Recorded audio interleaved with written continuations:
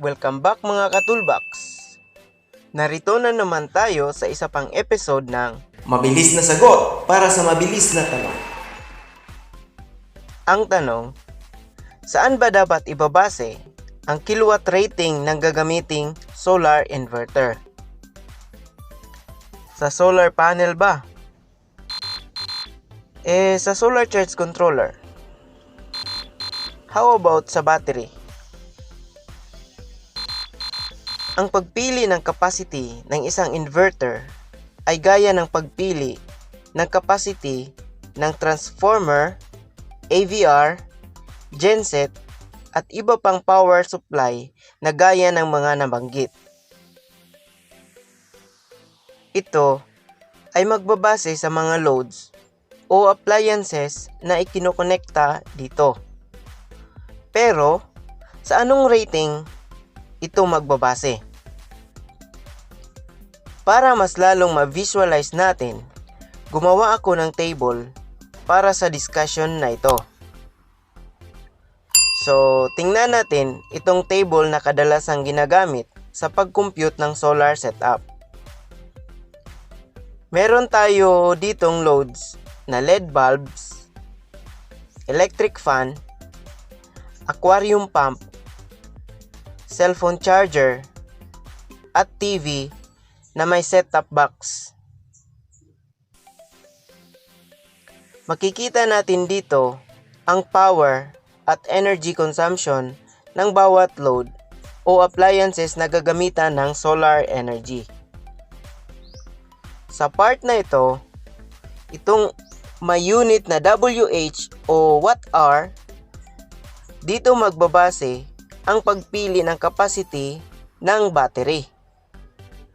At ngayon, ang basis sa pagpili ng capacity ng solar inverter ay ito. Itong may unit na W or watts. Itong mga loads na ito ang may possibility na magsabay sa pag-andar habang nakakonekta sa inverter. Meaning, ito yung possible peak power demand na dapat i-handle ng ating gagamiting inverter.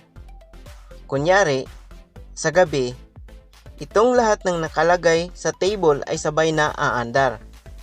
Kaya, kailangan kaya ng inverter i-handle ang lahat ng loads na ito. At ibig sabihin, ito yung minimum power capacity na dapat nating gamitin. Sa sample table na nakita natin, may total power itong 192 watts. Meaning, hindi dapat bababa sa 192 watts ang gagamitin nating inverter. Pero, kapag may mga appliances tayong demotor, gaya ng aircon, electric fan, at iba pang motorized loads, kailangan nating i-consider ang allowance due to starting power surge na idinudulot nito every time mag-o-on ang mga ito. Kadalasan, minimum of 300% ng value ng power rating or pataas.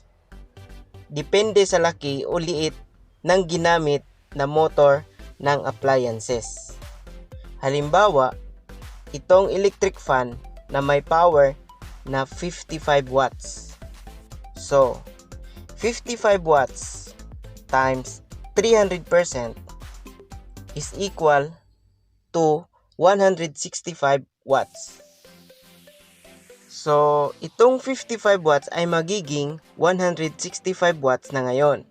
Kasi, kinonsider na natin ang starting power surge niya.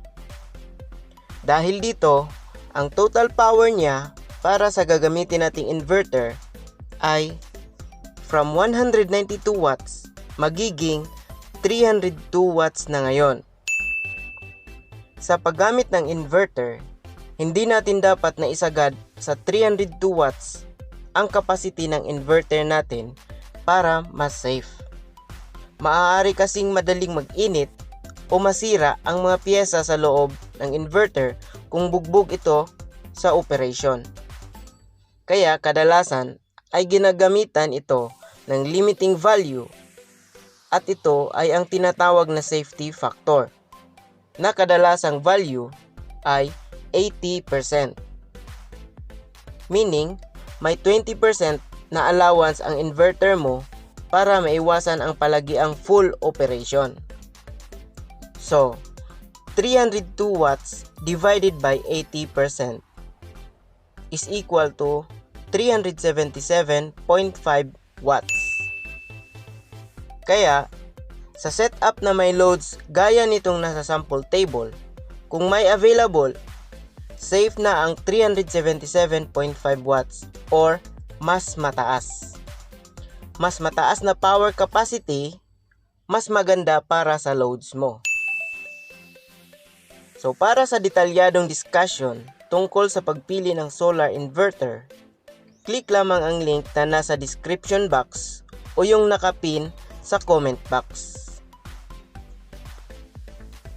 Sana nakatulong itong video at nabigyan ng kasagutan ang mga tanong mo tungkol sa topic na ito.